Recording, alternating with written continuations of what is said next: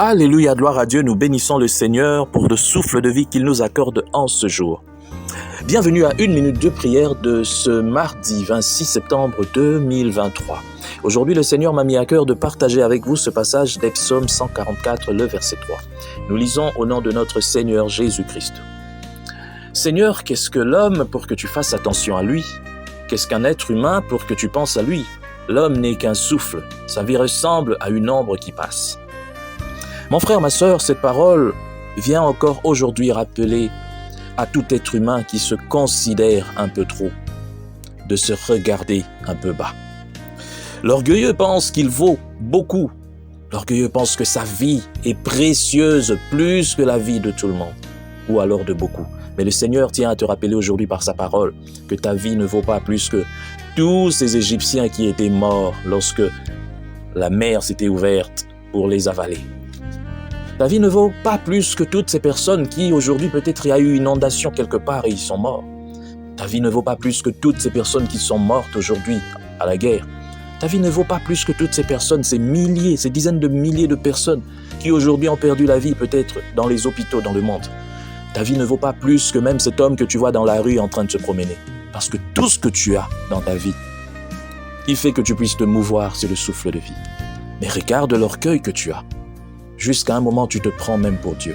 Il y en a, j'ai lu souvent dans des commentaires et puis partout, j'ai pas besoin de recevoir Jésus. Toi, tu n'as pas besoin de recevoir Jésus. C'est bien. Mais un jour, tu seras face à ton Dieu. Alors prépare-toi à la rencontre de ton Dieu. Parce que toi, tu ne peux pas recevoir Jésus.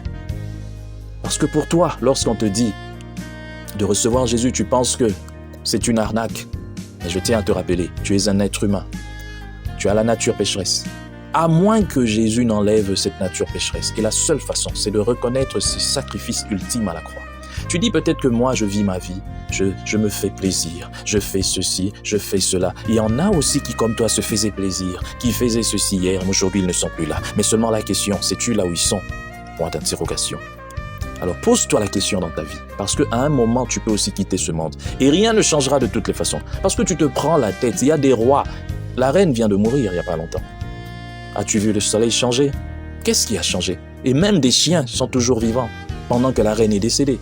Il en sera de même avec ta vie. Ne te prends pas trop la tête. Tu ne vaux rien, absolument rien.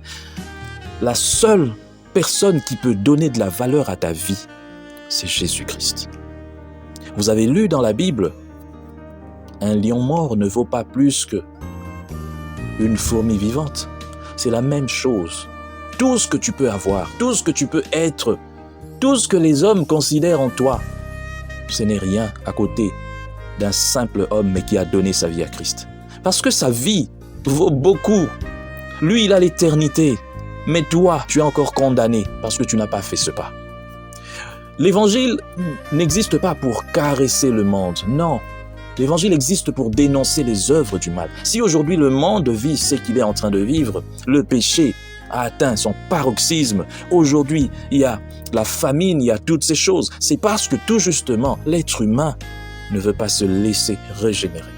L'être humain veut vivre avec toute sa souillure. L'être humain veut vivre avec son égoïsme, son égocentrisme. L'être humain ne veut pas changer.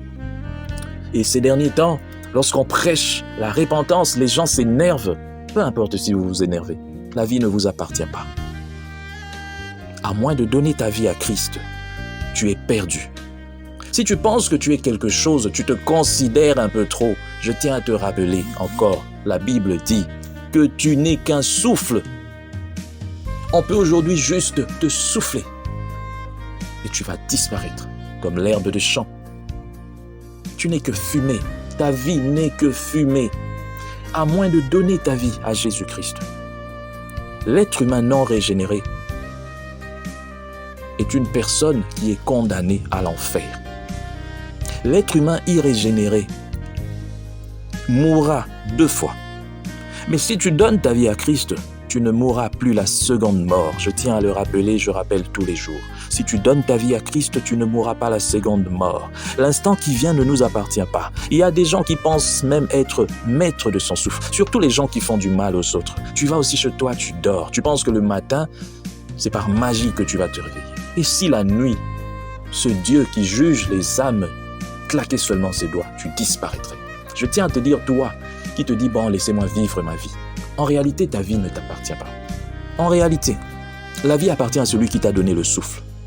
Mais tu lui manques du respect quand tu dis « Laissez-moi vivre ma vie comme je veux ». Non, tu es une créature.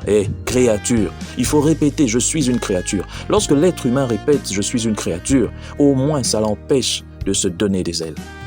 Une créature cherche toujours à plaire à son créateur. Et lorsqu'elle se rébelle, le créateur l'extermine.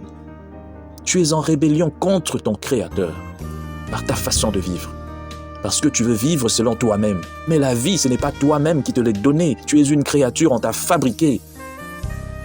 Tu as été créé. Tu ne peux pas vivre comme tu veux. Darwin ne t'a pas créé. C'est Dieu qui t'a créé. Et il t'a créé pour que tu puisses lui rendre gloire, pour que tu puisses vivre selon ce que lui il veut. Tu n'as pas été créé pour vivre comme tu veux. Rappelle-toi bien ces choses. Il est encore temps. Chaque fois que tu entends la parole de Dieu, c'est pour t'appeler petit à petit à abandonner le péché, à venir à Christ réellement, sincèrement. Ne regarde pas à gauche, à droite. Ne regarde pas ceux-là qui peut-être se disent enfants de Dieu mais vivent n'importe comment. Mais regarde ta vie parce que eux aussi seront jugés. Si tu entends Jésus-Christ frapper à ta porte aujourd'hui avec cette prédication, ouvre ton cœur et viens à lui. Il t'accueillera et tu seras sauvé. Nous prions au nom de Jésus. Père éternel, Dieu Tout-Puissant, je viens prier pour ce peuple, Seigneur, qui m'écoute. Ces milliers de gens qui m'écoutent, Seigneur, je prie que tu puisses, Seigneur, accorder ta grâce à tous ceux-là qui ont un cœur ouvert, qui sont prêts à te recevoir. Seigneur, donne-leur la vie. Ils veulent te recevoir comme Seigneur et Sauveur. Ils veulent abandonner le péché et le monde et te suivre, Seigneur. Merci, Seigneur, de faire cela, car, Seigneur, sans cela, le monde est perdu. Tu veux que, Seigneur, tous arrivent à la connaissance, tous te connaissent, afin que tous soient sauvés. Voilà, Seigneur, je t'apporte ce peuple. Que ta parole, Seigneur, puisse faire son effet. Au nom de Jésus-Christ. Amen.